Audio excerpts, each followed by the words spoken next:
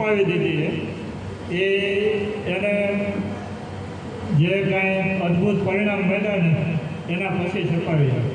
એટલે આ કપલ છે જેતપુરનું, પેઠાણી પરિવાર છે અને એ બે શિક્ષક છે અને એને 9 વર્ષની દીકરી હતી અને પછી બીજું સંતાનમાં તકલીફ હતી. એની રીતે એલોપેથિકમાં બધે જઈ આવ્યા, પછી મારે ત્યાં આવ્યા હતા. એટલે આપણે 6 મહિના એને બધા જ્યુસ, સલાડ, ફ્રૂટ ફણગાવેલું અને બાકી દિવસમાં 2 વખત મેડિટેશન અને પછી એને 7 મહિના બધું ડાયટ બરાબર કર્યા પછી એને પ્રેગ્નન્સી રહી અને અત્યારે એની અહીંયા 1.25 વર્ષનો દીકરો છે. એટલે એને પછી આ 15,000 બુકો આપણને છપાવી છે. એટલે આ જે રસ્તો છે એ એક જ એવો રસ્તો છે કે તમારા શરીરને ડેટોક્સ કરે, તમારા દરેક અવયવમાંથી કચરો બહાર કાઢી દે. એલોપેથિક વિજ્ઞાન છે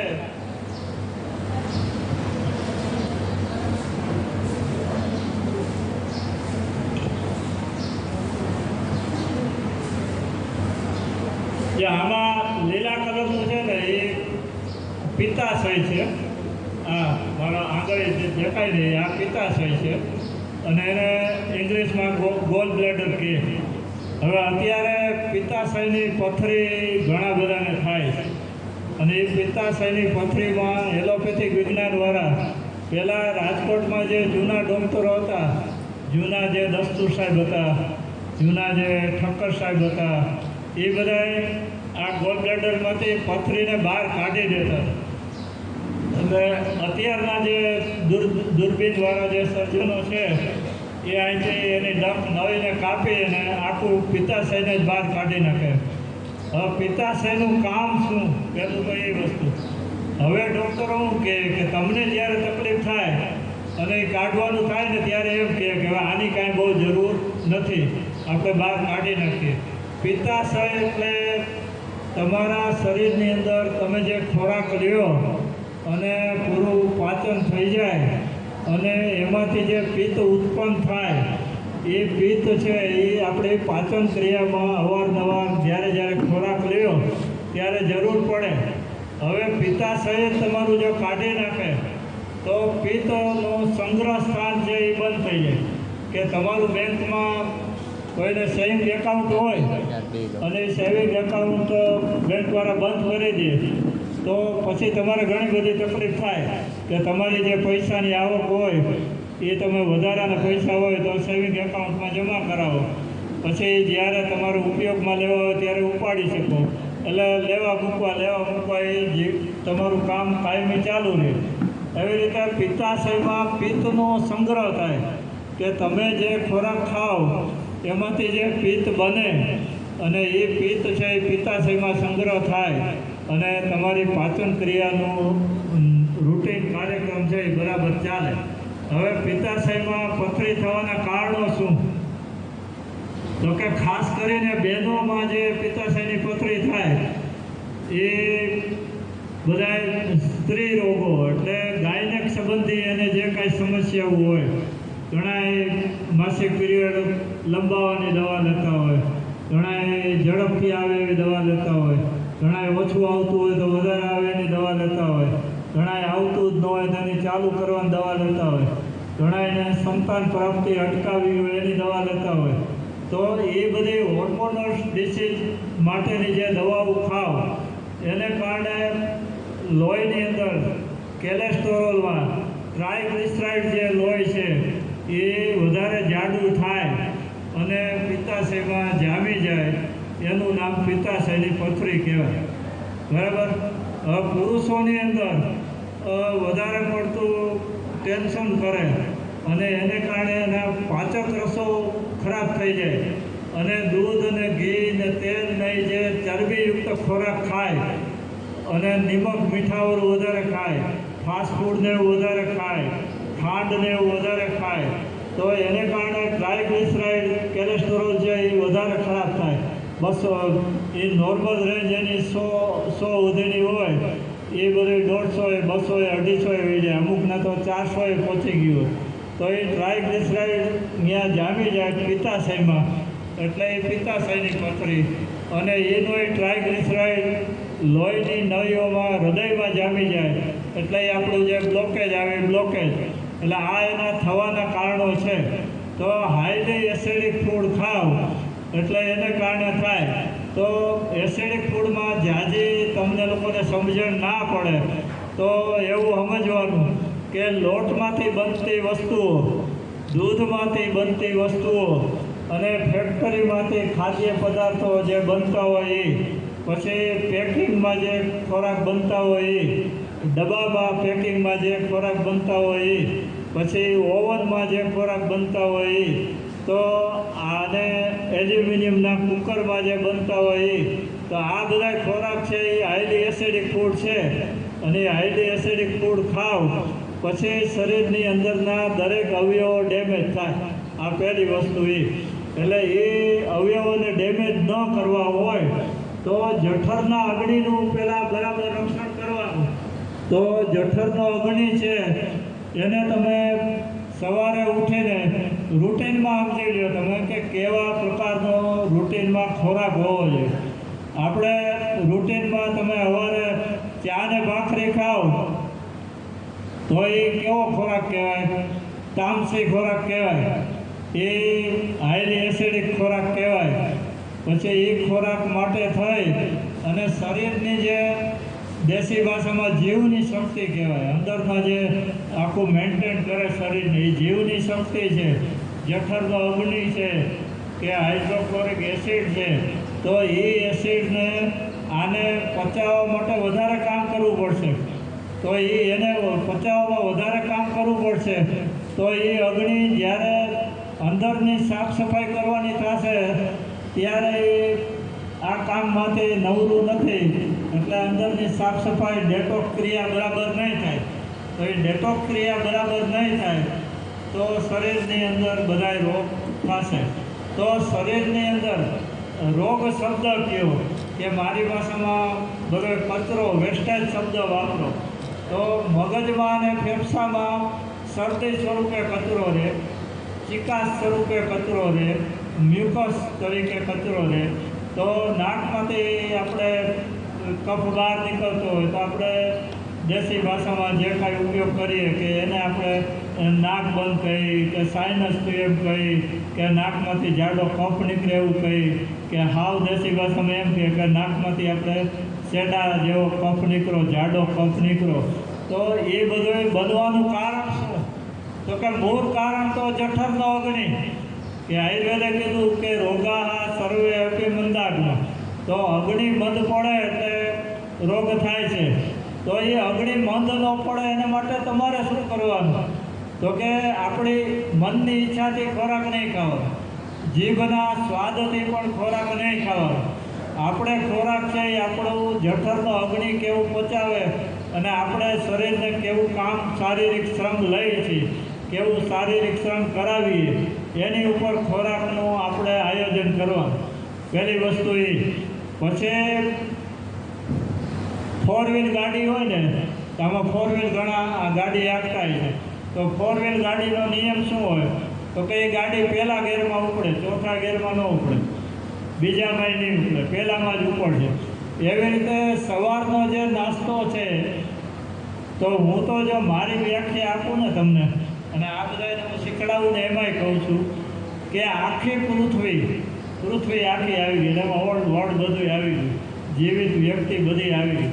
તો આખી પૃથ્વી ઉપર તંદુરસ્તી માટેનો સરસમાં સરસ મેજિક જાદુ ઉપાય કોઈ હોય તો એ મિની ફાસ્ટિંગ, સવારનો જે તમે ઉપવાસ કરો ને, એ આખી પૃથ્વી ઉપર તંદુરસ્તી માટેનું રહસ્ય છે.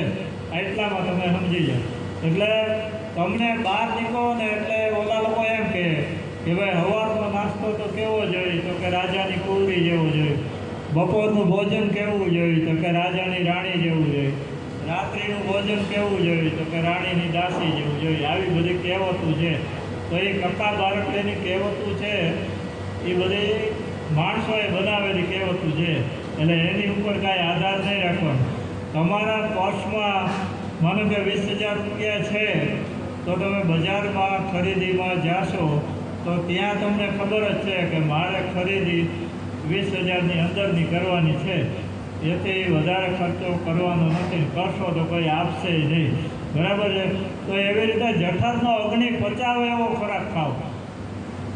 તો સવારના પહેલી તો એ વસ્તુ એ સમજી લો કે ભોજનમાં શક્તિ નથી. પહેલી વસ્તુ એ સમજી લો કે ભોજનમાં શક્તિ નથી.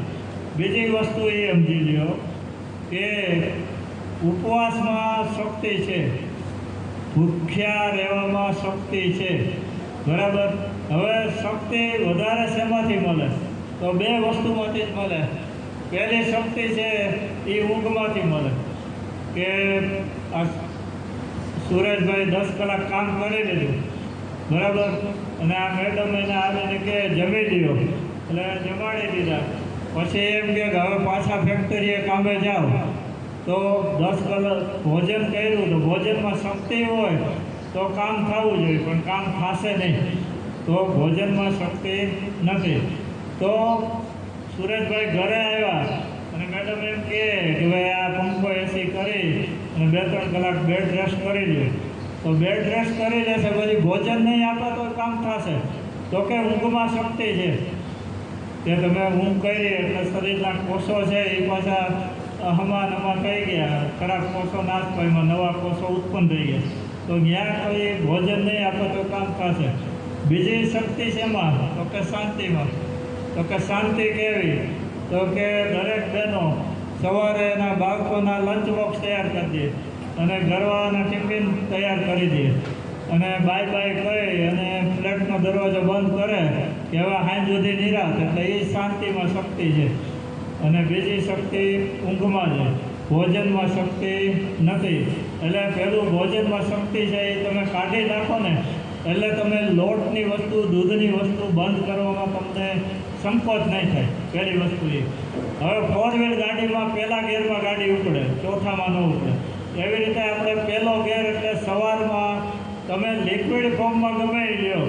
સવારે તમે દરેક વ્યક્તિ લીંબુ શરબત લઈ શકો, નાળિયેર લીંબુ પાણી લઈ શકો, વેજીટેબલ બધા જ્યુસ લઈ શકો, પછી ફ્રૂટના જ્યુસ લઈ શકો, પછી દરેક ફ્રૂટ ખાઈ શકો, પછી દરેક વેજીટેબલ શાકભાજીના સૂપ પી શકો, મગનું સૂપ પી શકો, સરગવાનું સૂપ પી શકો. તો આ બધું શેમાં આવ્યું? 20 રૂપિયાની નોટ. એટલે સવારે આપણે 20ની નોટનો ઉપયોગ કરવાનો. આવા બધા જ્યુસ ને સૂપ ને એવું લેવાનું. એટલે એ પહેલો ગેર થયો. એટલે આપણું જે જઠરનો અગ્નિ છે એને વધારે કામ નહીં કરવું પડે. એટલે એ સલામત હશે ને અગ્નિ, તો એ તમારા અંદર શરીરને ડેટોક્સ કરવામાં, કામગીરી કરવામાં વધારે સક્રિય રહેશે. પણ તમે સવારે એને ગાંઠિયા ચા આપી દીધા, જલેબી ગાંઠી આપી દીધા, એટલે એ અગ્નિ 12 કલાક એમાંથી નવરો નહીં થાય. તો અંદરની ડેટોક્સ ક્રિયા છે એ બંધ થઈ જાય. એટલે દરેક વ્યક્તિને સવારનું સમજાય ગયું કેવું લેવું એ. હવે એમાં કોઈને પ્રશ્ન હોય તો કહેજો. સવારનું કેવું લેવું એ મેં સમજાવી દઉં. પછી બપોરમાં શરીરને આપણે આલ્કલાઇન કરવાનું.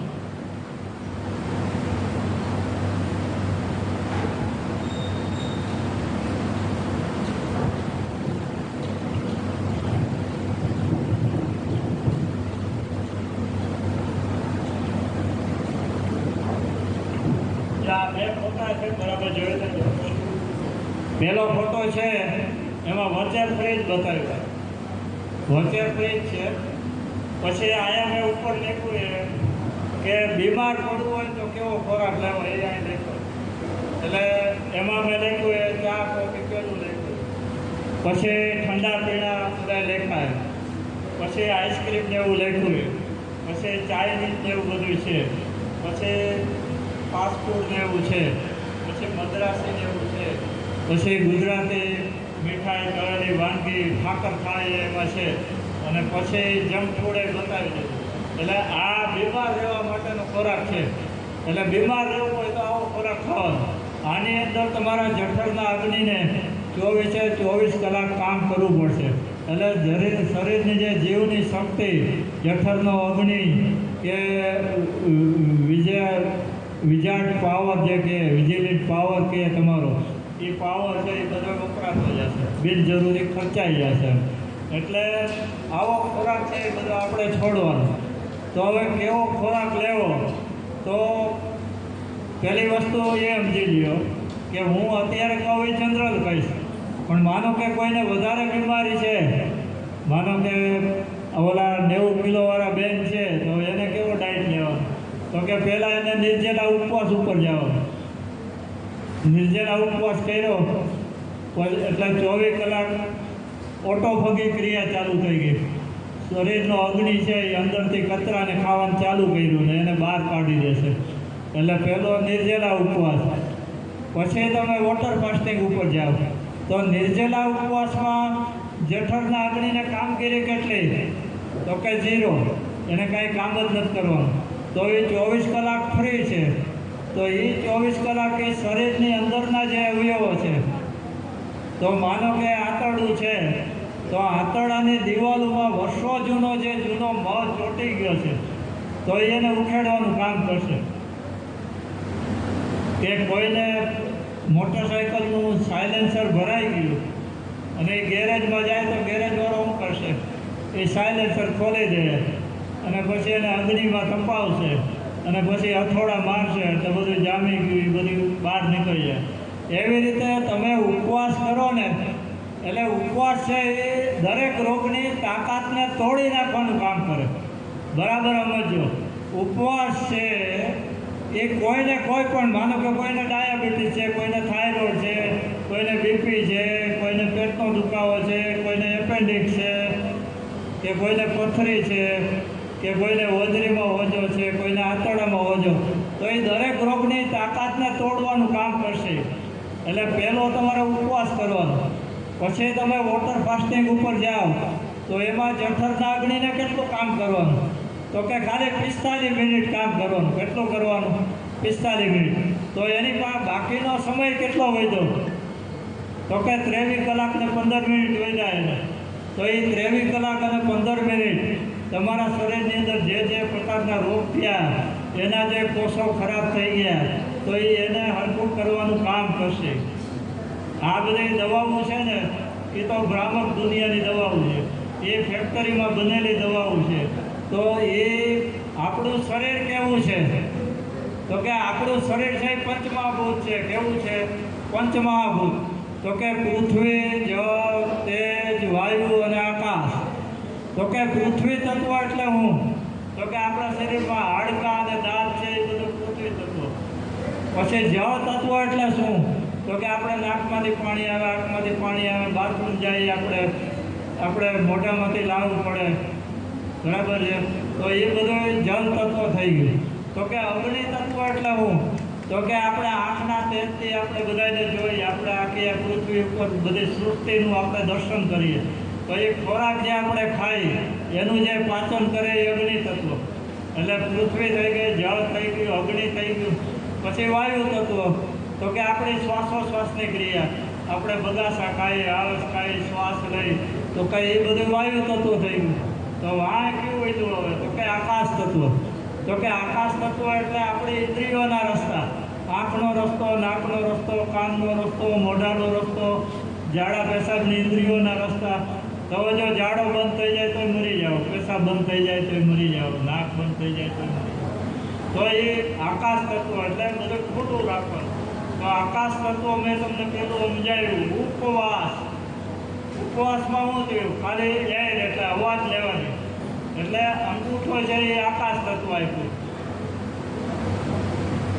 તો કે એને મોટી જગ્યાએ આપો, થોડું અંદર વધારે રાખો, ઉપવાસ વધારે કરો, તો રોગ તમારા બધા મટી જાય. એટલે પંચમહાભૂત મેં તમને સમજાવ્યું. હવે પંચમહાભૂત તમે ખોરાક સમજી લો. તો માનો કે આપણે દૂધી લઈ, દૂધી, તો એ દૂધી આપણે ક્યાં ઉગે? તો કે જમીનમાં. એને પાણી પાવ એટલે જળ મળે, એને પવન મળે એટલે વાયુ થઈ ગયું, એને તડકો મળે એટલે અગ્નિ થઈ ગયું, ઉપર આકાશ મળ્યો એટલે આકાશ તત્વ થઈ ગયું. તો દૂધી પંચમહાભૂત થઈ ગઈ. હવે એ દૂધીને ખાવી કેવી રીતે? એ અગત્યનું પાછું. કે આ પહેલાં એક બેન બટાઈ દૂધીનો જ્યુસ કરે તો આરામ મારું, પછી આ બધા પોપટીવાળા કલરવાળા બેન એનો સૂપ કરે તો આરામ આવું, વાળા બ્લેકવાળા એનું ઓછા તેલવાળું શાક કરે તો આરામ આવું, પછી હોય છે ગ્રીનવાળા બેઠા એ ખમણીને મૂઠિયા ઢોકળા કરે તો આરામ આવું, પણ આ વાળા કેસરીવાળા બેઠા એનો હલવો કરે ખાંડ માવો નાખીને તો એ એસિડિક ફૂડ થઈ ગઈ, તો એનાથી દુનિયાના બધા રોગ થાય. એટલે આપણે એસિડિક ફૂડ નથી ખાવાનું. એટલે દરેક ખોરાક છે એ કેમ બનાવવો એ અગત્યનું, કેવો બનાવવો એ અગત્યનું, કેટલું ખાવું એ અગત્યનું, કેવા ટાઈમે ખાવું એ અગત્યનું. હવે એને માટે ને એક શ્લોક લખી લ્યો તમે, એટલે એ મારો બનાવેલો છે. એ શ્લોકમાં બધું આવી જાય, બધું આવી જાય. એમાં લેબોરેટરી આવી જાય, સિટી સ્કેન આવી જાય, MRI આવી જાય, બધા ડૉક્ટરો આવી જાય, બધી દવાની ફેક્ટરી આવી જાય. હવે શ્લોક લખી લ્યો કે પાંચે ઉઠો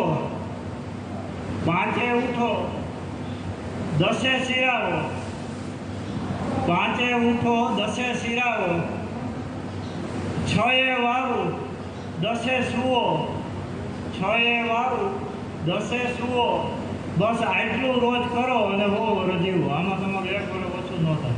બોલો આમ આવી રીતે કેટલા કરી શકશે બોલો? તો એમાં કોઈ દવાની જરૂર નહીં, કોઈ લેબોરેટરીની જરૂર નહીં, કોઈ રિપોર્ટની જરૂર નહીં. અત્યાર સુધીનું તમે જેને હાથ ઊંચા કર્યા ને એને 15 દિનનો ડેટોક્સ પ્રોગ્રામ કરી નાખવાનો. પહેલો એક નિર્જલા, પછી પાણીના, પછી અડધા દીના, પછી જ્યુસ ફાસ્ટિંગ, અને પછી આ નિયમ પ્રમાણે કરો.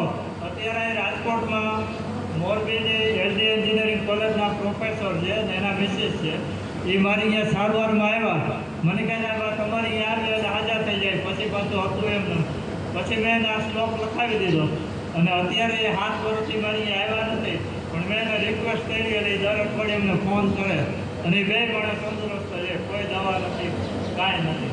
આજે 7 વાગ્યામાં પૂરું કરી દે. પણ આમાં કેવો ખોરાક નથી લેવાનો? તો કે દૂધની બનાવટ અને લોટની બનાવટ. એટલે તમે કહો રોટલી નથી ખાતી, બિસ્કિટ ખાઓ. અમારે હું જે એપાર્ટમેન્ટમાં રહું ને એના અમારે 4થે માળે 3જે માળે મારા પ્રમુખ રહે, અમારા જયંતિભાઈની સામે દિનેશભાઈ દળિયા, આ અમારા એક સોસાયટીના સભ્ય છે અહીંયા. તો એ દિનેશભાઈ દળિયા અને વર્ષાબેન દળિયા જૈન વાણિયા છે, અને એ 2 માણસનું વજન 90 કિલો ઉપર છે. અને આપણે એને કહીએ ને તમે શું ખોરાક એવો ખાઓ? તો કે બસ સાંજે તો અમારું લાઇટ જ હોય. શું કે સાંજે તો લાઇટ જ, એટલે મેં કીધું ટ્યુબ લાઇટ કે બલ્બ કે ઓલો હેલોજન બલ્બ કે એવું તમે આનું વર્ણન તો કરો. તો કે લાઇટ એટલે કે 2 બિસ્કિટના પડીકા એક વ્યક્તિ લઈને 2 કપ ચા લે, એટલે એનો લાઇટ આવો ખોરાક છે. હવે એમાં હાઈલી એસિડિક ફૂડ થઈ અને એને ઘણા બધા ચામડીના રોગો થયા, 2-3 વાર એડમિટ થયા. પણ એ હજી એ પાનના ગલેથી આજે એનો કાયમ નિયમ એ 4 પડીકા લે બિસ્કિટના, 1 ખારી સિંગનું લે અને ઘરે એમ કે વર્ષા ચા બનાવજો એટલે બનાવી નાખે. 2 ટીવી જોતા જતા શાંતિથી જાગતી જાય અને બધા રોગ એને થાય. એટલે આવી લાઈફ તમે કોઈ કરતા નહીં એમ, બરાબર? એટલે જેટલાય હાથ ઊંચા કર્યા એને 15 દિવસ ડેટોક્સ કરે અને પછી 5એ ઉઠો, 10એ શિરાવો, 6એ વાવું, 10એ સૂવો, બસ આટલું રોજ કરો અને 100 વર્ષ જીવો. બરાબર? ગેરંટીથી જીવશો તમે. પહેલાં 15 દી ડેટોક્સ કરી લેજો. હા, ચાલુ હોય ને અભિનંદન છે, અને એના પરિણામો મળે ને એનો ફેલાવો કરો કે આ પ્રજાપિતા બ્રહ્માકુમારીવાળા, પાંડુરંગ દાદાવાળા, સ્વામિનારાયણવાળા બધા ઘર સભાઓ કરે, એવી રીતે તમે સોસાયટીની સભાઓ કરીને તમારો અનુભવ એને આપો. બરાબર? હા, નિર્જલાય થઈ જશે. જો એને કેવી રીતે કરવો એ સમજી લો કે સવાર પડે ને એટલે એમ કે આવતીકાલે સોમવાર છે તો સોમવારની સવાર પડે એટલે એવો સંકલ્પ કરવાનો કે સવારે 10 વાગ્યા સુધી કાંઈ લેવું નથી. 10 વાગી ગયા પછી 10 વાગ્યાને ભૂલી જવાનું, પછી 12 વાગ્યા સુધી કાંઈ લેવું નથી એવું રાખવાનું, પછી 2 વાગ્યા સુધી લેવું નથી એવું રાખવાનું, પછી મોઢું ઉકાળવાનું ચાલુ થશે, પછી પાણીનો એક ચોખ્ખા પાણીનો લોટો ભેગો રાખવાનો અને મોઢામાં ભરી લેવાનો અને ખૂબ હલાવીને ટોકરા કરી લેવાનું. પછી 4 વગાડવાના, પછી સાંજે 6 વગાડવાના, પછી રાત પડી જાય ને એટલે દી આખાને ભૂલી જવાનું અને પછી શ્રી કૃષ્ણ શરણમના જાપ કરશો ને એટલે સવાર પડી જાય અને ભૂખા તો ઊંઘે આવી જાય સવારની, કે સવાર પડે તો કાંઈક નવું કરીએ. એટલે સવાર પડી ગયો એટલે તમારો નિર્જલા થઈ ગયો. હવે જો બધા સમજી લેજો કે નિર્જલા કરવો હેલો છે. બધાએ સમજી લેજો કે નિર્જલા ઉપવાસ કરવો હેલો છે. કેવો છે? એકદમ ઇઝી. એને તોડવો અઘરો છે. તો એ પાછા એના પછીના નિયમો બરાબર યાદ રાખજો કે એક નિર્જલા ઉપવાસ કરો તો પછીના 3 દિવસ લિક્વિડ પ્રવાહી ઉપર જવાનું. XYZ કોઈ પણ પ્રવાહી, બરાબર.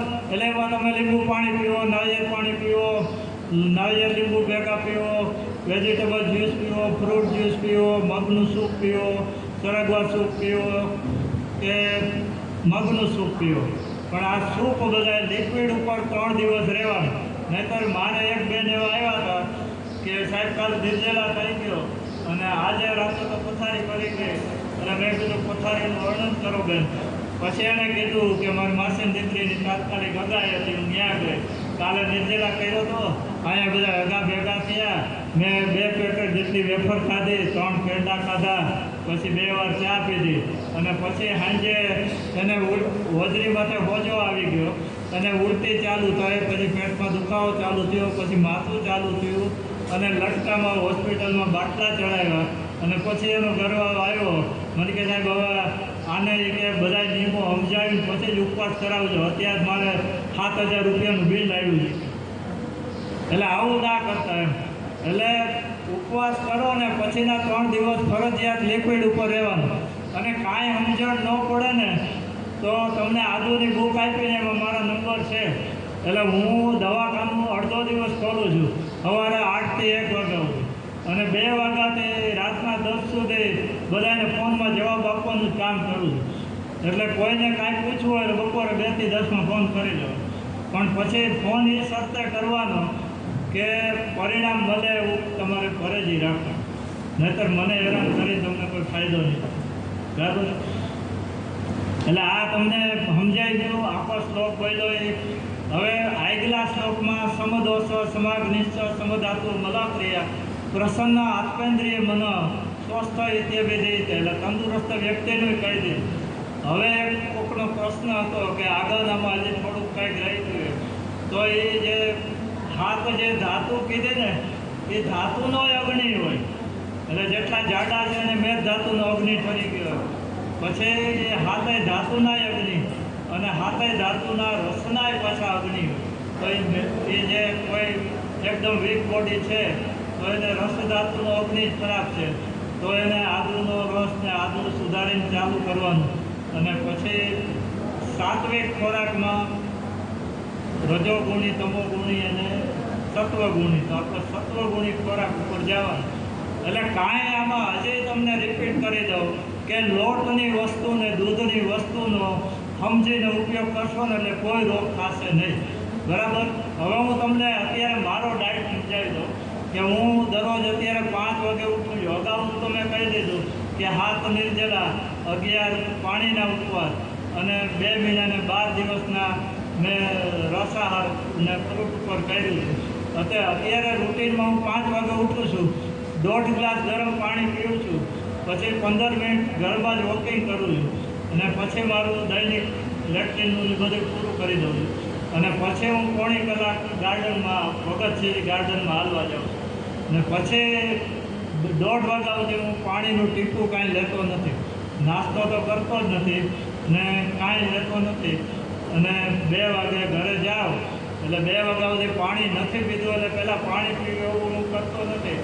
એટલે પહેલાં હું જઈ અને ફ્રૂટ લઉં છું. અને એ ફ્રૂટનો પાવર કલાક હાલે ને ત્યાં હું મારે સૂપ ને એવું જે કાંઈ બનાવવું હોય રાતે પલાળી રાખું. સામો પલાળ્યો, કોદરી ક્યારેક પલાળ્યું, ક્યારેક મગ પલાળ્યો, ક્યારેક રાગી પલાળ્યું. તો એનું હું બધું સૂપ ને મિક્સ વેજીટેબલ ખીચડીને એવું કરી દઉં. અને સાંજે જે ઘરે રસોઈ બની હોય પણ ભૂખથી 25% ઓછું અને 7 વાગ્યા સુધીમાં જમી લેવાનું. 7 વાગ્યા સુધી. કારણ કે આપણે અગ્નિ ઉપર આવેલા તો અગ્નિ એટલે સૂર્ય દેવતા ઉગે એ અગ્નિ છે.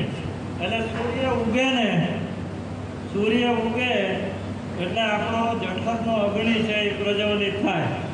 એટલે અગ્નિ ખુલે આ અગ્નિ છે એ સૂર્ય ઉગે ત્યારે ખુલે, સૂર્ય 6 વાગે આથમી જાય એટલે અગ્નિ બંધ થઈ જાય, એટલે એની છાયા 1-1.5 કલાક હાલે, એટલે હાથ હડાવો તો હાથ સુધી તમે જે ખાઓ એ તમને પચી જાય. એની પછીનું જે કાંઈ ખાઓ એ પચવામાં સમય રહે નહીં, કારણ કે આયુર્વેદે ત્યાં પાછું દિશા સૂચન કર્યું છે કે લીવર જે છે, લીવર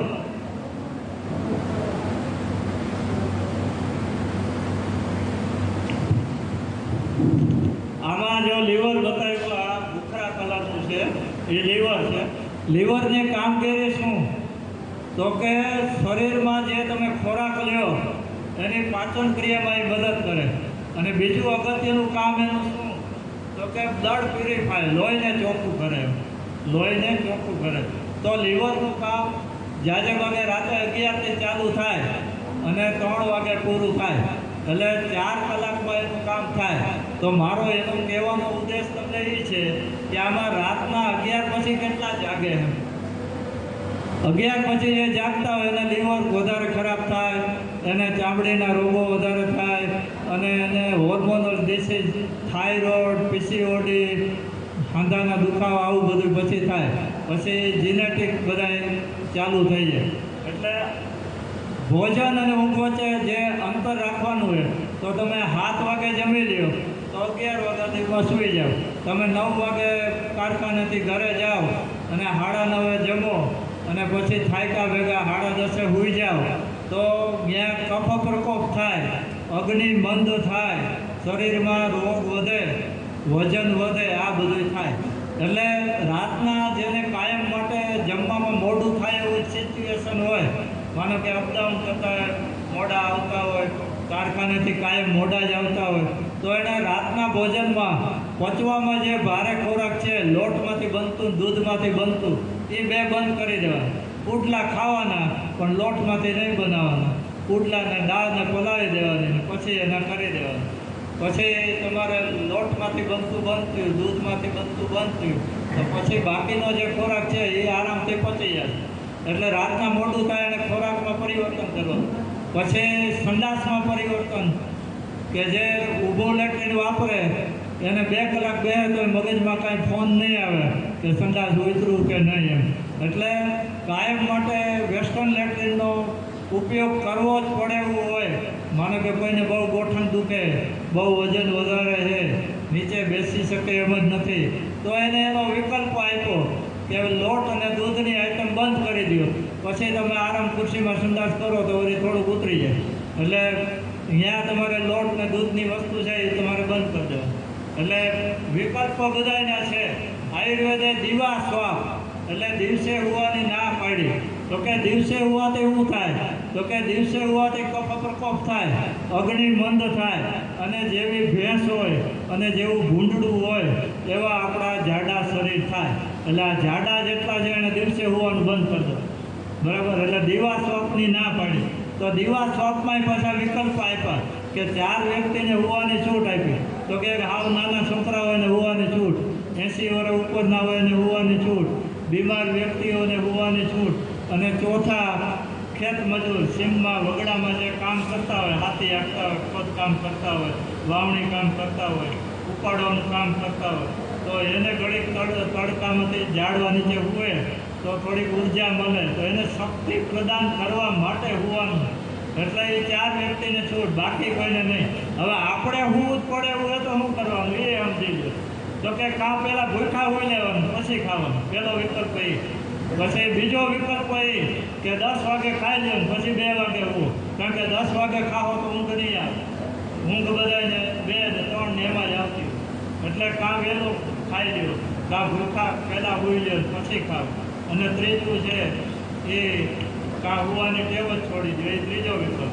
અને ચોથો વિકલ્પ કાયમી બીમાર રહેવા માટેની તૈયારી રાખવી, એ વિકલ્પ. એટલે તમને મેં 4 વિકલ્પ એને આપી દીધા, બરાબર છે. હવે કોઈના કાંઈ પ્રશ્નો હોય તો એ, અને કાંઈ રોગ હોય તો કયો તો એના વિશે, અને ભોજન હોય તો ભોજન વિશે બોલો. હે? હા.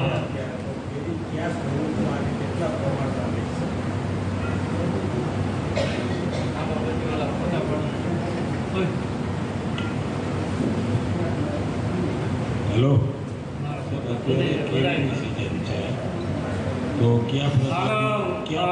ઉકાણી સાહેબનો પ્રશ્ન છે કેરીનો. હવે કેરીને આપણે આયુર્વેદની ભાષામાં આમ કહીએ. આમ એટલે કેરી. આ આમનું ઝાડવું, આ કેરીનું ઝાડવું.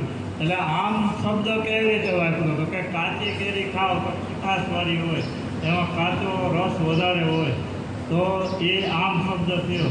તો કેરી છે ને, એ કેરી ઉપર જ આખો મહિનો કાઢો ને તો વજન નહીં વધે. કેરી સુધારીને ખાવાની, કેરીનો રસ નહીં કાઢવાનો, રસ કાઢીને દૂધ નહીં નાખવાનું, ખાંડ નહીં નાખવાની, એટલે કેરી ખાવ. પણ કેરી સાથે પૂરી ખાવ કે કેરી સાથે રોટલી ખાવ તો અનેક ઘણા રોગ થાય. બરાબર છે? એટલે કેરી સુધારીને ખાવાની, પહેલું એ. પછી ફ્રૂટ છે એ હંમેશા ભૂખ્યા પેટે ખાવા. એટલે માનો કે સવારે ખાવ તો છૂટ છે, બરાબર છે, બપોરે ખાવું હોય. જો હવે એમાંય સમજી લો કે તમે ફ્રૂટ પહેલાં ખાવ તો રાંધેલો ખોરાક ક્યારે ખાવો? તો કે 1.5 કલાક પછી ખાઈ શકો, કારણ કે 1.5 કલાકમાં ફ્રૂટ છે એ પચી જવાનું. એટલે ફ્રૂટ પછી રાંધેલો ખોરાક 1.5 કલાક પછી ખાવાનો. પછી રાંધેલા ખોરાક પછી ફ્રૂટ ખાવું હોય તો ક્યારે ખાવાનું? તો કે રાંધેલો ખોરાક ખાધા પછી ફ્રૂટ 4 કલાક પછી ખાવ. બરાબર છે? હવે આયુર્વેદે વિરુદ્ધ આહાર કીધો તો ફ્રૂટને ભોજન ભેગું લેવું નહીં. આ પહેલું એ. પછી દૂધ અને ફ્રૂટ ખાવા નહીં. પછી દૂધ અને ડુંગળી લસણ ખાવા નહીં.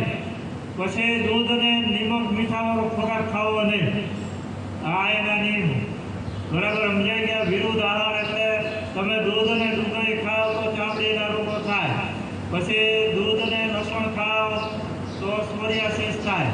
પછી દૂધ અને ફ્રૂટ ખાઓ તો લીવરની ખરાબી થાય, એટલે ચામડીના રોગો થાય.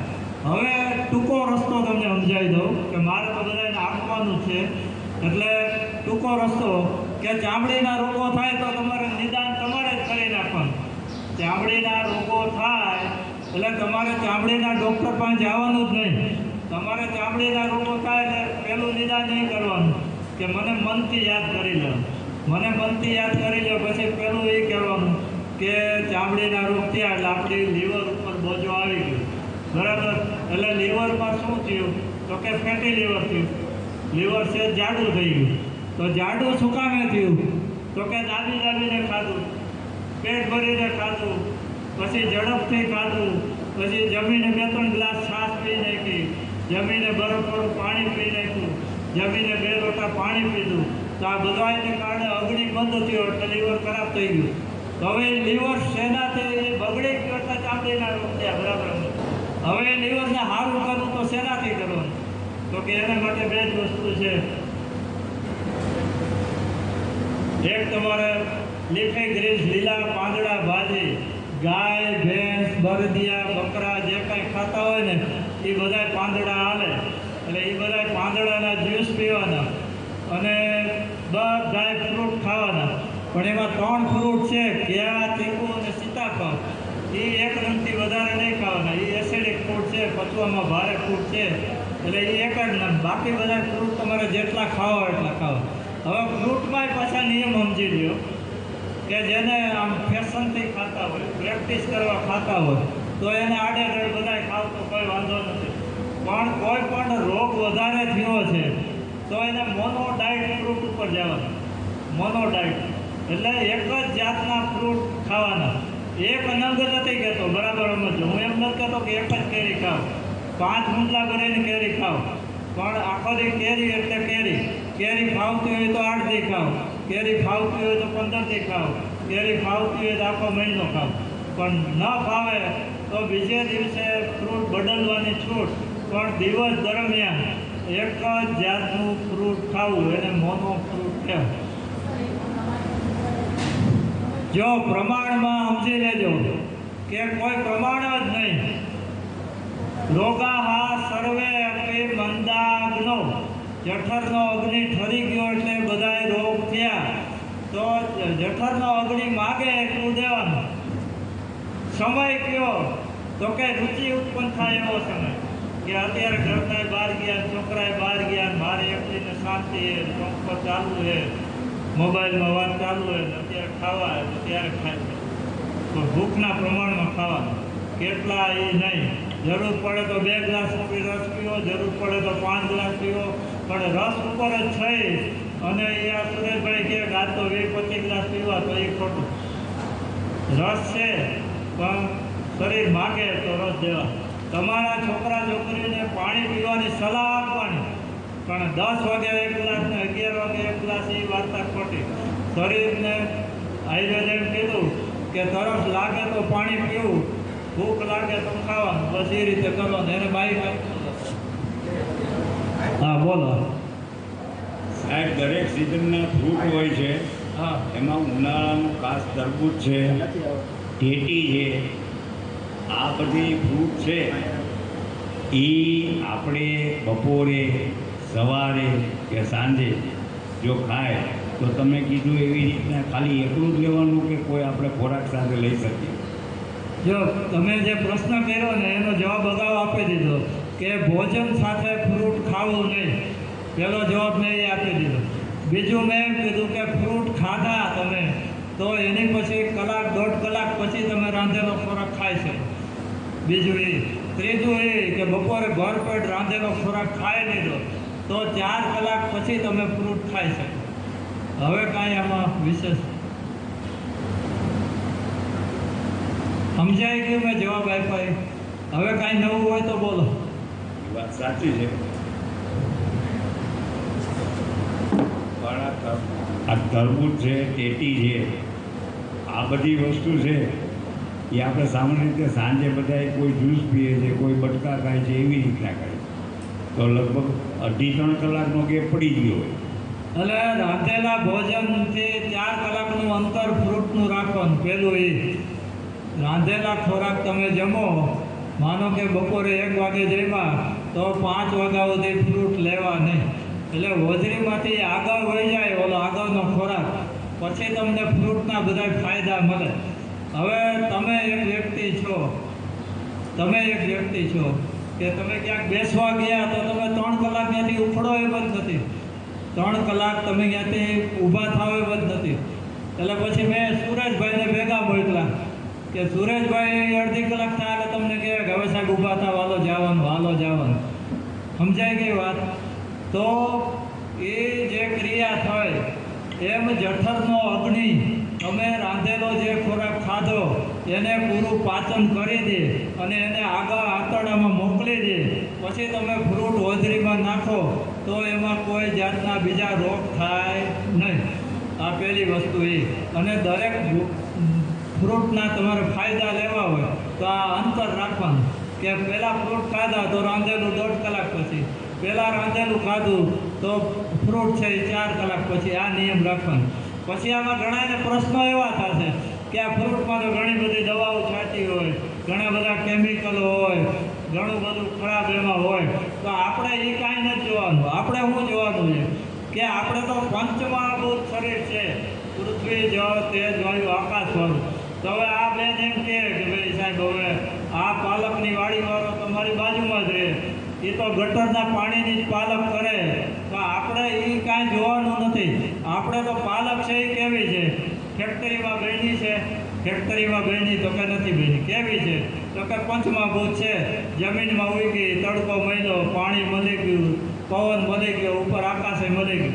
હવે એ પાલકને તમારા ઘરે આવ્યા પછી તમારું મગજ બહુ વેવરિંગ માઇન્ડ છે, બહુ ખરાબ છે, તો તમારે એ પાલકને પહેલાં 1 લોટો પાણી ગરમ કરવું, અડધી ચમચી મીઠું નાખવું, 15 મિનિટ પાલકને એમાં રાખી દેવી અને પછી પાલકને સાદા પાણીથી ધોઈ નાખવાની અને પછી ઉપયોગ કરવાનો. અને એ તમારે તો જ્યુસ કરો એટલે પછી ગાળીને પીવાનું, સૂપ કરો તો તમે બોઇલ કરી નાખ્યું એટલે ખરાબ તત્વો છે એ બધા અંતર નીકળી ગયા.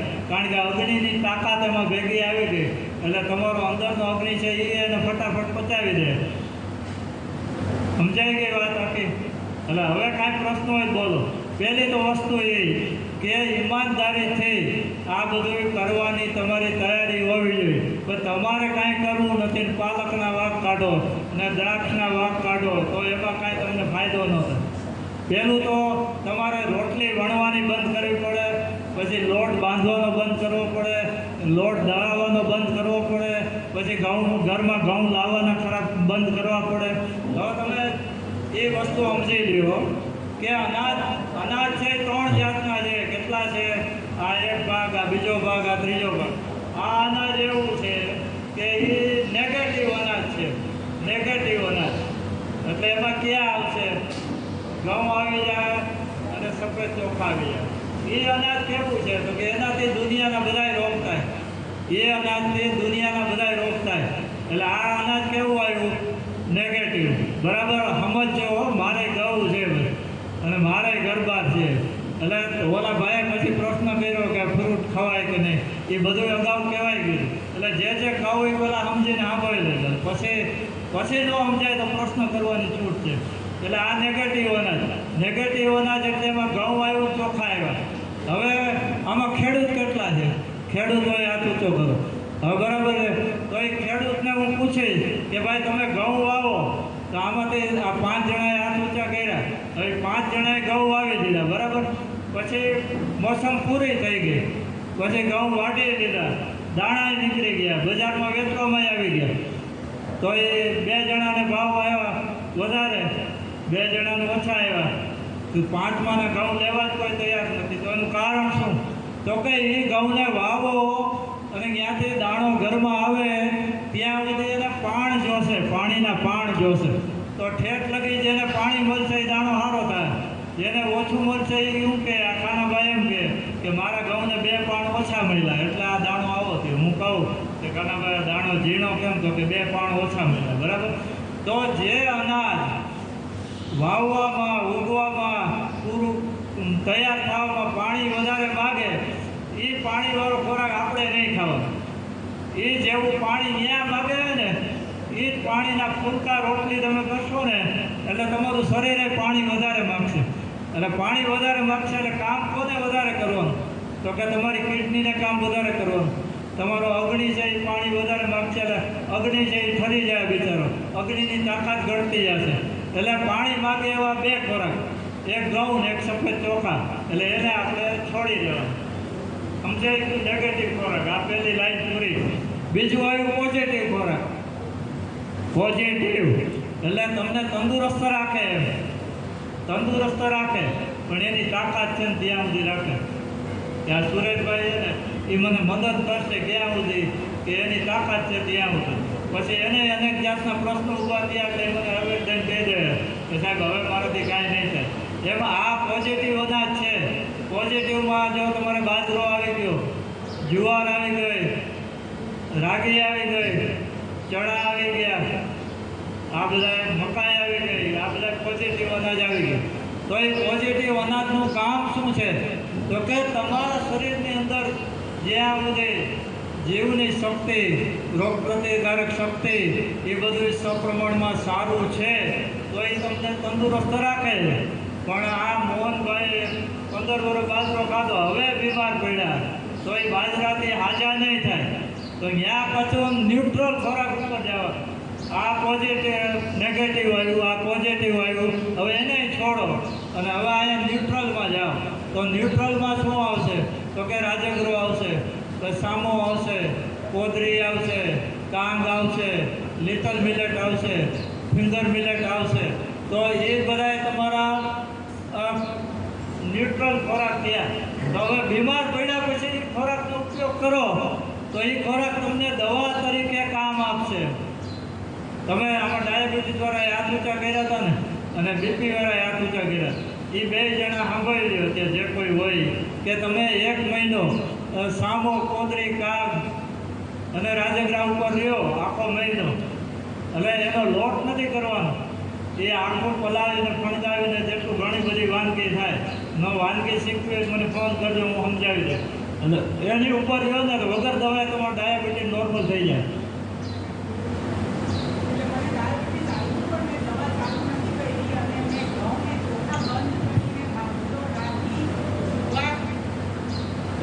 બાજરો, રાગી, જુવાર એ જ ખાઉં છું 5 મહિનાથી અને મને હવે નોર્મલ થઈ ગયું છે એના લીધે. અને યોગા કરું છું. મેડમ છે ઘઉં તો કોઈ સ્વરૂપમાં લેવાના ઘઉં ને ચોખા તો બંધ જ કરી દીધા છે. અને એમાંય તમારે વધારે ન્યુટ્રન્સ બધાય કે હા, પણ ન્યુટ્રલ તમે જે કીધું ને ઈ રાજકોટમાં મને અત્યાર સુધી મળ્યું નહોતું એટલે હું ઓનલાઈન પૂછતી હતી, પણ આ બેન અત્યારે મને મળ્યા છે હા. એટલે હવે કદાચ હું ઈ લઈ શકીશ. પણ આનાથી પણ બાજરો, જુવાર, રાગી અને એનાથી પણ મને રિઝલ્ટ તો મળ્યું છે. મારું ડાયાબિટીસ નોર્મલ આવી ગયું છે, રેન્ડમ સુગર 101 આવી છે. હા, એટલે જો પહેલી વસ્તુ એ કે તમારી જ્યારે ઘરે જે ભગવાન હોય એની તમે જે ભાવથી સેવા કરતા હો તો એમાં તમારે ફૂલનો હાથ ચડાવવો હોય તો તમે બજારમાં ફૂલ લેવા જાશો તો પસંદગી કેવી કરશો? અતિ ઉત્તમ હશે એની. તો આપણે અતિ ઉત્તમમાં ન્યુટ્રલમાં તમે જાઓ, સામા કોતરી ઉપર વધારે જાઓ એટલે તમારા અવયવોને બગડવાની જે શરૂઆત થઈ હોય એ પણ અટકી જશે. અને બીજું એ કેવું તો થોડું થાઇરોઇડ વિશે કહેજો ને. થાઇરોઇડ પણ છે મને. હવે થાઇરોઇડ છે ને, જો આ પુરુષો છે ને, પુરુષોનો નિયમ છે કે ફ્લેટમાંથી બહાર નીકળે ને બાય બાય કે હસતું મોઢું રાખી દે, અને જેવું ફ્લેટનું બાયણું બંધ થાય ને એટલે એનું મોઢું દુનિયા બાજુ હોય છે અને એને જે કરવું છે એ કરીને ઈ બહાર રહેશે. બરાબર? હવે બેન ઘરમાં પુરાઈ ગયા પછી એ બધી ચિંતા કરશે કે આ દુકાને ગયા કે ભાઈની ઘરે વહી ગયા, એ ફેક્ટરીએ ગયા કે આમ ગયા, આમ રમવાને એવી ગયા હોય ને, આમ ઓલાની બેવાને એવી ગયા. એટલે થાઇરોઇડ છે એ હોર્મોનલ ડિસીઝ છે, મેન્ટલી ડિપ્રેસ થાવ એનો ડિસીઝ છે. એટલે વધારે પડતું તમે જે ખોરાક ખાઓ અને એની શક્તિ શરીર માટે 30% જ વપરાય અને 70% તમારું મગજ ખાઈ જાય. એટલે થાઇરોઇડ છે ને 100 વ્યક્તિએ 5 પુરુષોને હોય ને 35 સ્ત્રીઓને હોય. એનું કારણ એ છે. એટલે વધારે વિચાર, ઓવર થિંકિંગ છે એ બધું બંધ કરી દેવાનું, ખોટી શંકાઓ બંધ કરી દેવાની. ઘરમાં પુરુષનો પતિનો સ્વભાવ ગમે એવો હોય, આવુનો સ્વભાવ ગમે એવો હોય, નણંદનો સ્વભાવ ગમે એવો હોય, દેરાણી જેઠાણી ગમે એવા હોય, બાળકો ગમે એવા હોય, એને જેવા છે એવા સ્વીકારી અને આપણે શું કરવું એ સાઈડ ઉપર તમે વ્યા જાઓ ને એટલે તમારું થાઇરોઇડ નોર્મલ થઈ જાય. હવે થાઇરોઇડ છે ને એ હોર્મોનલ ડિસીઝ છે. હવે થાઇરોઇડની ઘરગથ્થુ દવા સમજી લો કે પહેલું ટેન્શન દૂર કરવાનું, પછી ઘરેથી દરરોજ 1 ચમચી ફલાવેલી મેથી ખાવાની, પછી લીલી હળદરની સિઝનમાં લીલી હળદર ખાવાની, અત્યારે અડધી ચમચી હળદર પાવડર ખાવાનું, પછી અળસી ફ્લેક્સીડ, એમાં ઓમેગા 3 એસિડ મળે, ફેટી એસિડ, એટલે એનાથી થાઇરોઇડ તૈયાર થાય. પછી લીલા નાળિયેર પીવાનું અને નાળિયેરનું તેલ તમારે વાપરવાનું ખાવાનું, રસોઈમાં નાળિયેર તેલ વાપરવાનું. એટલે આ એનો તમને ઘરગથ્થુ ઉપાય બતાવ્યો. હવે ઝડપથી કાઢવું હોય તો તમે 3 મહિના 90 દિવસ, 1 દિવસ પાણીનો ઉપવાસ, 1 દિવસ જ્યુસ સલાડ ફ્રૂટ, 1 દી પાણી, 1 દી જ્યુસ સલાડ ફ્રૂટ, 90 દિવસ કરીને રિપોર્ટ કરાવજો અને કાયમ આવે તો હું જવાબદાર.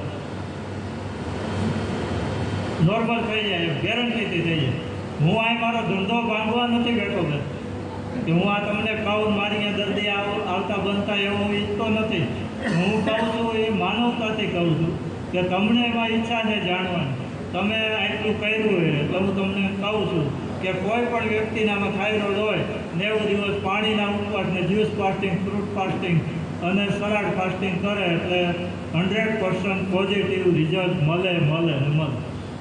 બરાબર થઈ ગયું. અને પછી જ્યારે ખાવાની ઈચ્છા થાય ત્યારે સામો, કોદરી, કાંદ, રાગી, રાજગરો એનું ખાવાનું, બધું થાય, એકલા જ થાય. બોલો હવે કાંઈ પ્રશ્ન? હેરફોલ થાય છે થાઇરોઇડના લીધે. એટલે થાઇરોઇડમાં બે હોર્મોનલ ડિસીઝ, પછી થાઇરોઇડમાં 2 હોય, હાઇપોથાઇરોઇડ એટલે લીલો વજન વધે, બીજો હાઇપરથાઇરોઇડ વજન ઘટતું જાય, સૂકો થાઇરોઇડ. એટલે બેમાં તમે ડાયટ ચેન્જ કરો. એટલે મારું મેઇન સૂત્ર એ છે કે ચેન્જ ધ ડાયટ અને ચેન્જ ધ લાઈફ. તમારી લાઈફને સુધારવી હોય તો પહેલાં તમે ખોરાકને બદલો. ખોરાક બદલો નહીં ને ત્યાં સુધી નકરા ડૉક્ટર બદલવાના, નકરી દવા બદલવાની, આ સિવાય બીજો કોઈ રસ્તો જ નથી. એટલે તમારા પૈસાથી ઓલા બધા હોસ્પિટલોવાળા જલસા કરે. બરાબર? થાઇરોઇડમાં શું કહે, તમે કહો બેન સાહેબ ક્યાં સુધી આવવાનું, શું કહે કે નોર્મલ થાય ત્યાં સુધી આવવાનું. બરાબર? થાઇરોઇડ ઘટશે એટલે શું કહે કે બેન કંટ્રોલ છે, દવા ચાલુ હોય. બરાબર છે? એટલે જવાનું તો થયું. ત્યાં પાછું બોર્ડ માર્યું છે કે પહેલી વાર 500, પછીના 2 મહિના 300, ફરી ચોથા મહિને 500. એટલે ત્યાં એ ચક્કર ચાલુ થાય. ક્યાં સુધી આવવાનું તો કે થાકો ત્યાં સુધી આવવાનું. એ કાંઈ નહીં ક્યાંય આવતા બનતા. એની કરતાં તમે તમારું ડાયટ ચેન્જ કરી નાખો એટલે લાઈફ ચેન્જ થઈ જાય. બસ આટલું કરો. ચલો હવે કાંઈ પ્રશ્ન હતું માઇક લઈ લે બોલો.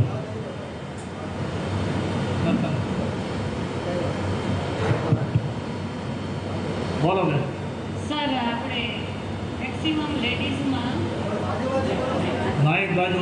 મેક્સિમમ લેડીઝમાં પ્રોબ્લેમ હોય છે ગોઠણના દુખાવાનો. હા એટલે ગમે ત્યાં નીચે તો બેસી જ ન શકે અને ઊભા જ્યારે ચાલતા હોય ને ત્યારે ડાબે જમણે એનું વજન થતું હોય છે. અને બીજું કે ઘણા બધા ઓપ્શન હોય છે આ ગોઠણના દુખાવામાં. કાં ગાદી ઘસાતી હોય છે, કાં અંદર સોજો હોય છે અને કાં વાહ હોય છે.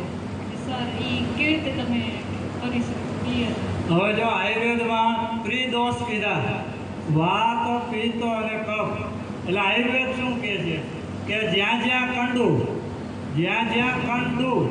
એટલે જ્યાં જ્યાં ખંજવાળ આવતી હોય ત્યાં કફનો પ્રકોપ, એટલે લોહીની અંદર કફ ભળી જાય પછી તમને આખા શરીરમાં ખંજવાળ આવે.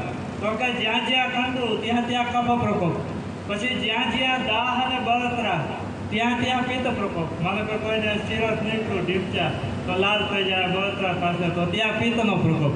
જ્યાં જ્યાં કંડુ ત્યાં ત્યાં કફ પ્રકોપ. જ્યાં જ્યાં દાહ બળતરા ત્યાં પિત્ત પ્રકોપ. જ્યાં જ્યાં દુખાવા ત્યાં વાત પ્રકોપ. તો વાયુના 80 પ્રકારના રોગો થાય. તો જ્યાં જ્યાં દુખાવા થાય ત્યાં વાયુનો પ્રકોપ છે. તો વાયુનો પ્રકોપ દૂર કરવાનો. તો ત્યાં શું કરવાનું? તો કે મેં તમને અગાઉ સમજાવ્યું કે શરીરમાં કચરો 5 જગ્યાએ રહે.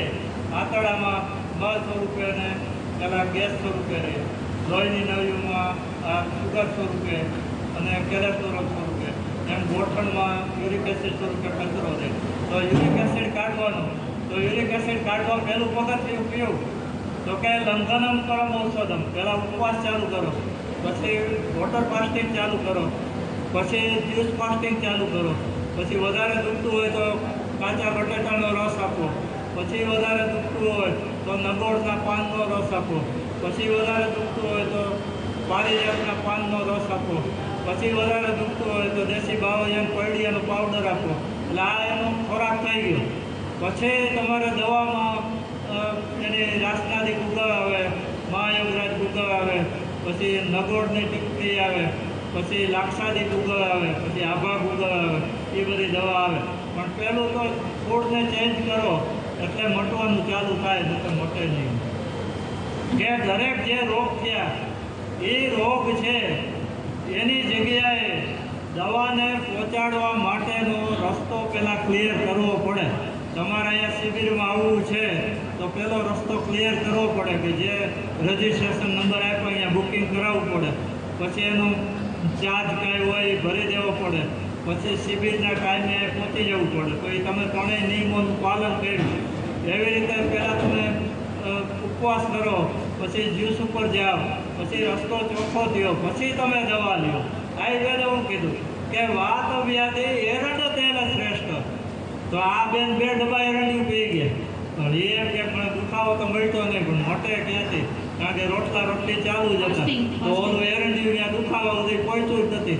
હવે એ બેન એમ કહે કે સાહેબ કેમ કરવાનું? હું કહું કે હવે પહેલાં પાણીનો ઉપવાસ કરો, પછી જ્યુસ ઉપર જાઓ, લોટ અને દૂધવાળું 3 મહિના બંધ રાખો, ત્યાં એરંડિયું બધું મટાડી દે. એટલે અત્યારે 80% ડૉક્ટરો અમારા જે આયુર્વેદના છે ને, આયુર્વેદના ડૉક્ટરો એ 80% ડૉક્ટરો એલોપેથિક પ્રેક્ટિસ કરે. એલોપેથિક જે ભણ્યા નથી એની કરે. અને અમારા 10% છે એ એમને કઈ રોગમાં કઈ દવા આવે એટલું જ આવડે. બાકી પછી પરેજીનું કાંઈ આવડતું નથી. એટલે પરેજી રાખો ને તો રોગ મટે, નહીં તો રોગ મટે નહીં. એટલે આટલું સમજાઈ ગયું. એટલે દુખાવાનું સમજાઈ ગયું બરાબર. માઇક લઈને બોલજો જમીન.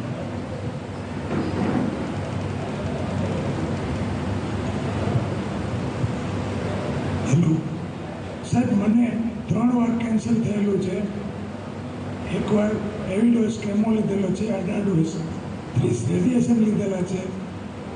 2009માં, 2015માં, 2018માં મને કેન્સર થયેલ છે. એ પછી મેં દેશી ઉપચારો કરીને જુદા જુદા પ્રકારના મને ઘણા રોગો થયા હતા.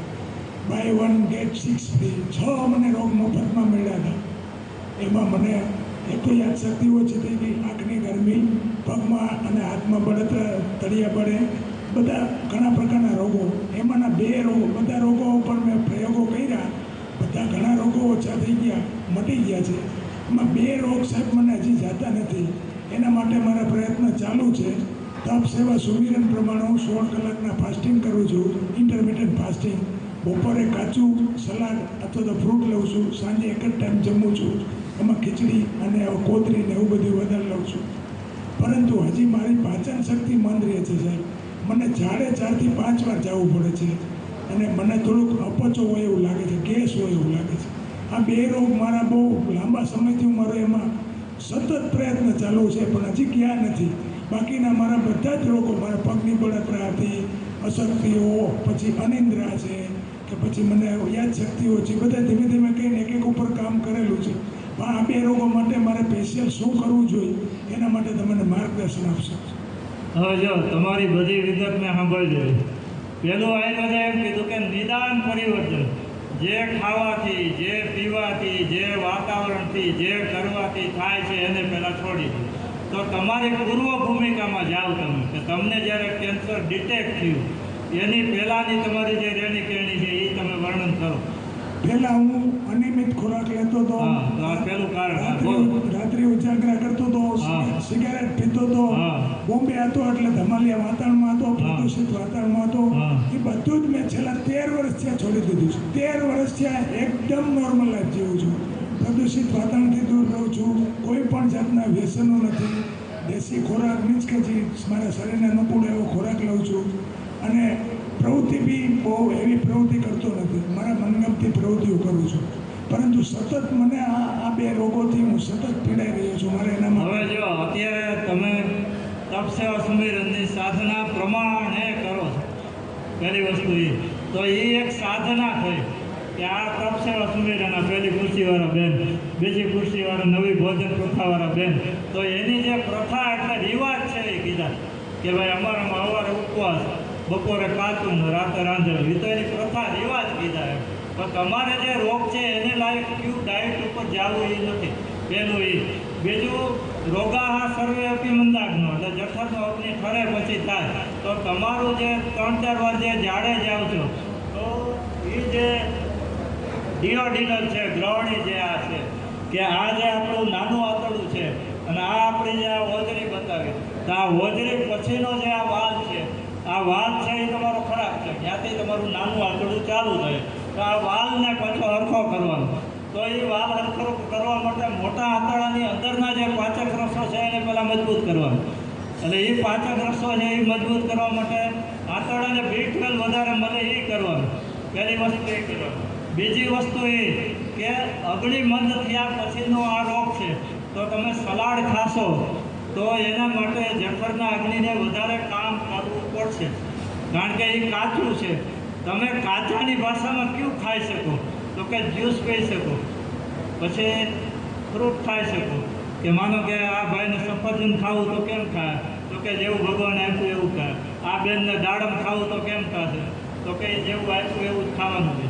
તો એ બરાબર છે, એ જ કુદરતી નિયમ કે પ્રાકૃતિક નિયમ કે ફ્રૂટ આપ્યા એવા જ ખાવાનું.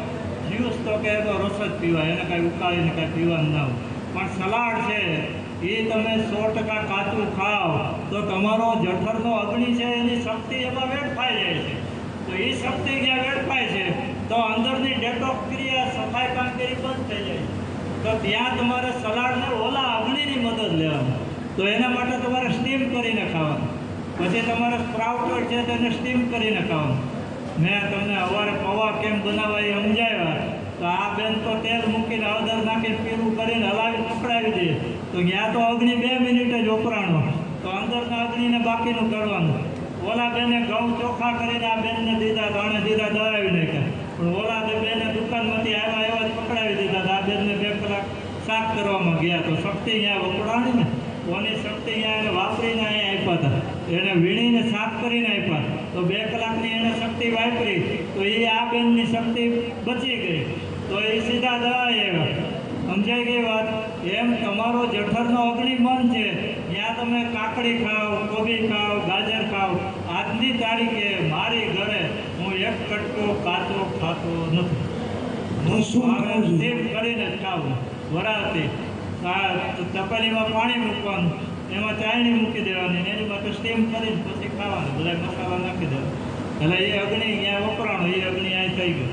પછી કેન્સર માટે, કેન્સર એટલે તમારા શરીરના બધાય કોષો છે એ અતિ ખરાબ થઈ ગયા. પછી કેન્સર થયું તો કે ઉકામે થયું, તો કે ઉજાગરાથી થયું, મોડા ખાવાથી થયું, પેટ ભરીને ખાવાથી થયું, પછી ઝડપથી ખાવાથી થયું, અનહેલ્ધી ખાવાથી થયું, નકરું લોટ દૂધવાળું ખાવાથી થયું.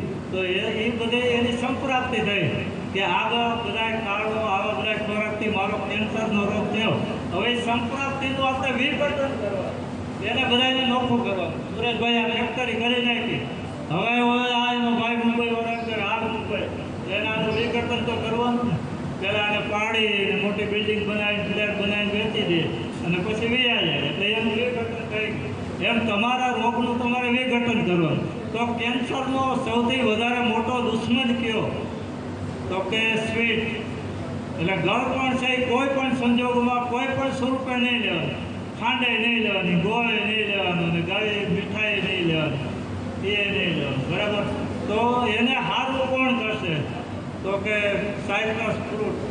તો કે તમે લીંબુ છે તો 2 લીંબુના કટકા કરી નાખો, 2 કાઢી નાખો, એને 1 ગ્લાસ પાણીમાં અડધી કલાક બોઇલ કરી નાખો, પછી બ્લેન્ડર કરી નાખો, પછી એના સૂપ પીવો તો એમાં તમને પરિણામ મળે. પછી સુપર એન્ટીબાયોટિક આયુર્વેદમાં કયું? તો કે લસણ, પછી ડુંગળી, પછી આદુ, પછી હળદર, પછી અજમો, પછી હુવાદાણા, એ 6નો ઉપયોગ કરો. પણ તમે નિયમ પ્રમાણે એમ કહો કે સવારે બપોરે બપોરે ખાધું, રાતે રાંધેલું, તો એનો પર્યાય સમજી લો કે તમે તમારી ફેક્ટરી માટે અત્યારે 1 કરોડ રૂપિયાની લોન લઈ લીધી. બરાબર છે? હવે તમારી ઇન્કમ કેટલી? તો કે મહિને 5 લાખની. હવે શું કરવાનું? તો કે 4 લાખનો હપ્તો ભરો ને લાખનો ઘર લાવો. હવે 2 વર્ષના આપતા હોય તો તમારી ઘરવાળીને તમે શું કહો કે 2 વર્ષ ખોટા ખર્ચા બંધ. એ કે વિદેશ જવું તો કે 2 વર્ષ પછી, નવી ગાડી લેવી તો કે 2 વર્ષ પછી. તો એમ શરીર અત્યારે આખું એસિડિક થઈ ગયું. કેન્સર એટલે તો એની ચરમ સીમા આવી ગઈ કે ડાયાબિટીસ છે એ તો 50% ભૂલવાળો રોગ કહેવાય. પછી બીપી છે એ 10% ભૂલવાળો જ છે કે એના મગજમાંથી જ નીકળતું નથી કે આ કાનાભાઈ 10 ગણી સિમેન્ટ લઈ ગયા, આપી ન ગયા. હવે એ કાઢી નાખે એટલે કામ પૂરું થઈ જાય. સમજાઈ ગઈ વાત? એમ તમે અત્યારે પહેલાં વોટર ફાસ્ટિંગથી ચાલુ કરો, 2-3 દી અલ્ટરનેટ વોટર ફાસ્ટિંગ કરો. પછી ગ્રીન લીફી જ્યુસ, લીલા પાંદડાના જ્યુસ. તો ગ્રીન લીફી જ્યુસમાં તમને ક્લોરોફિલ વધારે મળશે. તો આપણું જે હેમોગ્લોબિન છે, તો હેમોગ્લોબિન અને ક્લોરોફિલ બેનું બંધારણ એક છે. તો જેટલું તમે ક્લોરોફિલ લેશો એટલું તમારું હેમોગ્લોબિન અપ થશે. તો હેમોગ્લોબિન અપ થયાનો અર્થ શું? તો કે શરીર આખું ઓક્સિડેશન વધારે થાય, દરેક અવયવોને ઓક્સિજન વધારે મળે. તો કે આ મોહનભાઈનું હેમોગ્લોબિન 9%, તો એનો અર્થ શું? તો કે એના દરેક અવયવોને ઓક્સિજન ઓછો મળે. તો એ મોહનભાઈ હાલે તો થાકી જાય, 1 કિલોમીટર હાલે તો પૂરો ખાવો પડે, દાદરા ચડે તો પૂરો ખાવો પડે, પણ એનું હેમોગ્લોબિન 15 પહોંચાડી દે તો પૂરો નહીં ખાવો પડે.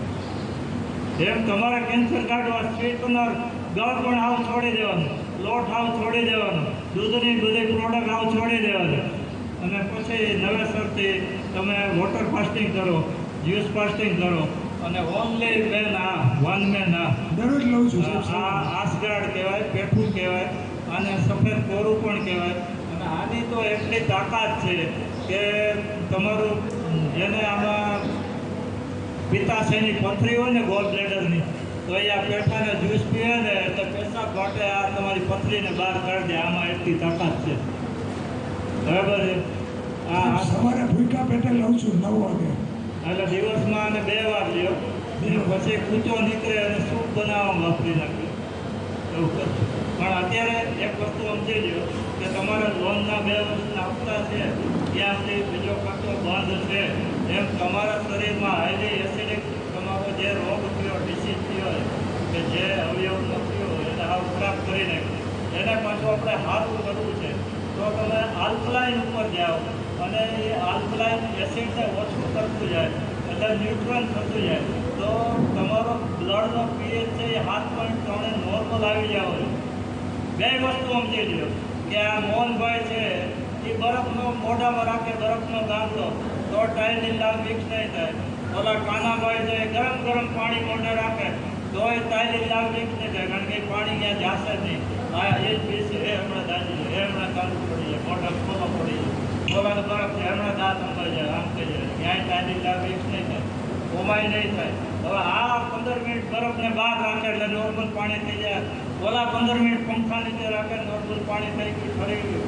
પછી બે પીએ તો ટાઇલિન લાલ મિક્સ થાય, પીએચ નોર્મલ રહે. ઓમાં પીએચ બગડી ગયું, ઓમાં પીએચ બગડી ગયું.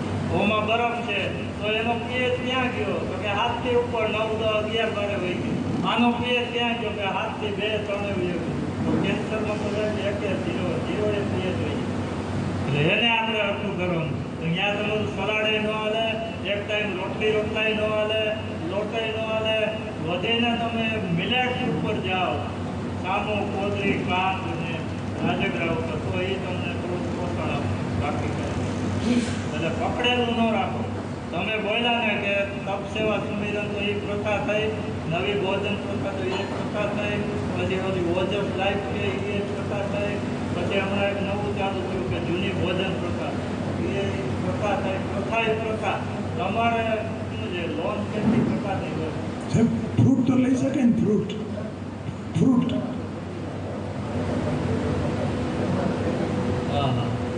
ફ્રૂટ લઈ શકાય ને? હાલા ફ્રૂટ લેવાના છે તો ફ્રૂટમાં એસિડિક ફ્રૂટ પચવામાં ભારે, એટલે એક કેળા, એક ચીકુ અને એક સીતાફળ, એ 3 લઈ લેવાના. અને બીજું કાપેલા ફ્રૂટનો બીજી વાર ઉપયોગ નહીં કરવાનો, સાંજે બીજે દી સવારે એવું. આ 2 વસ્તુ ધ્યાન રાખવાનું. અને ફ્રૂટ લ્યો તો મોનો ફ્રૂટ ઉપર જાઓ, એક જ જાતના ફ્રૂટ ઉપર આખો દિવસ લ્યો, જુદા જુદા ફ્રૂટ નહીં.